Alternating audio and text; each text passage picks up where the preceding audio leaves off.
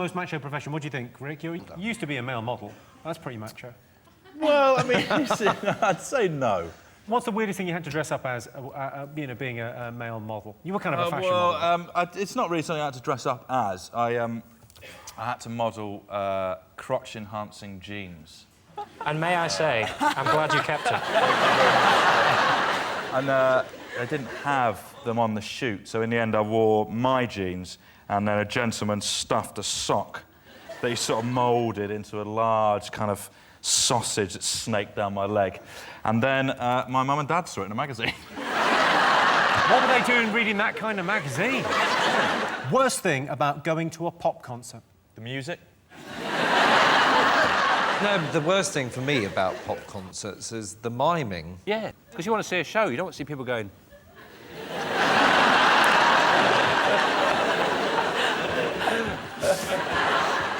Get on with it! Bloody sing! Have you been to any pop concerts, Craig? I have. I went to Whitney Houston's pop concert. Not the recent one? No, darling, the one that was in Africa, her first visit there, and there was a disaster. Because she'd lost her voice. She'd lost her voice? Yeah. What, was it British Airways flying her over there with her? My friend invited me to a gig at Wembley. I said, yeah, all right, it sounds a bit like it'd be loud and there'll be a lot of people there.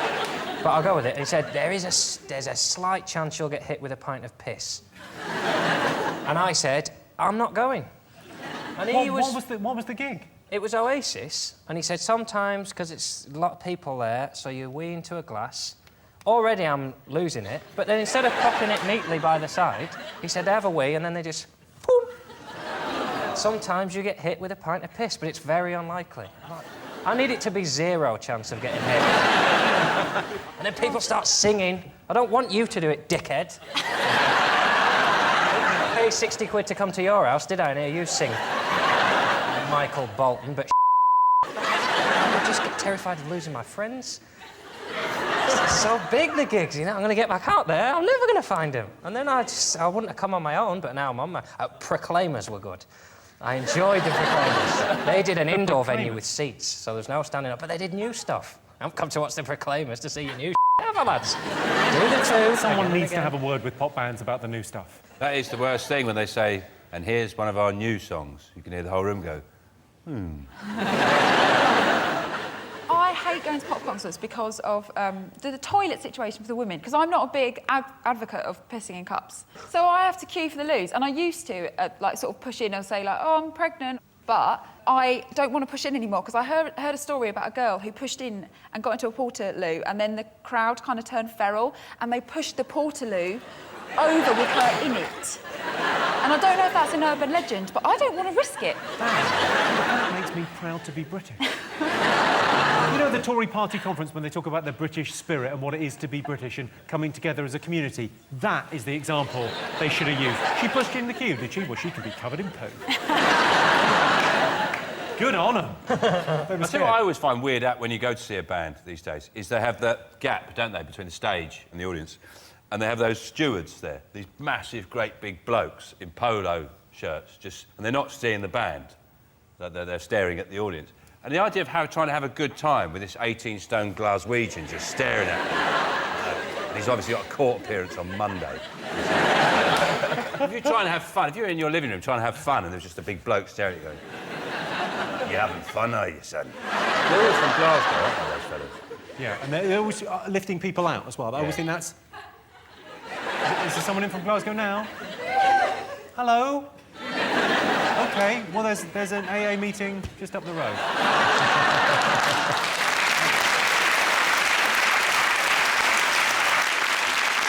Anything else is the worst thing about going to a pop concert? The crowds, darling, the crowds. It's to do with the crowds. It's a very specific thing about... When there's a very tall person standing in front of you. That is exactly the right answer. Yes, the worst thing about going to a pop concert is standing behind a tall person, especially if you've gone to see Jedward, because if you're standing behind someone really tall, they could block your shot, and you have to kill them both. All right, so next one. Top thing travellers miss when abroad. Is it all the dead celebrities? Well, you go away and you don't know who's died. And 2 years later, you're in the pub having a chat, and you go, Yeah, anyway, so-and-so, they go, he's dead. And you go, when? Turns out, when you were on holiday. It is sneaky, isn't it? Yeah. That annoys the out of me. You're from Australia, aren't you? Technically, you're abroad now. Well, I've been living here for 22 years, Yeah. so... And I have become a British citizen. Well, I need to see your papers and we can move on. Papers! Where are your papers? Glenn Goodman, I bet he's not much to see your papers, doesn't he? He's still in the Home Guard. I imagine in between takes he shows you his ration book. Oh, there you go. I'll get you sugar, nylons, anything you want. What do you miss when you go away, Anna? I think I misunderstood the question because I was thinking of travellers. I was going to say caravans and evading planning permission. The top thing they miss isn't Dale Farm. No. You probably miss the imperial measurement system. You're probably flummoxed by where's the nearest village? 17 3/4 fathoms. We have kilometres and it's really easy. Yeah, you've also got euros. Good luck with that. Just saying. It's worse than recession. I've lived through several recessi, and this is worse than those. Thanks for bringing it up. Is this the worst one, you think? I don't know. I'm sure it was worse during the potato famine.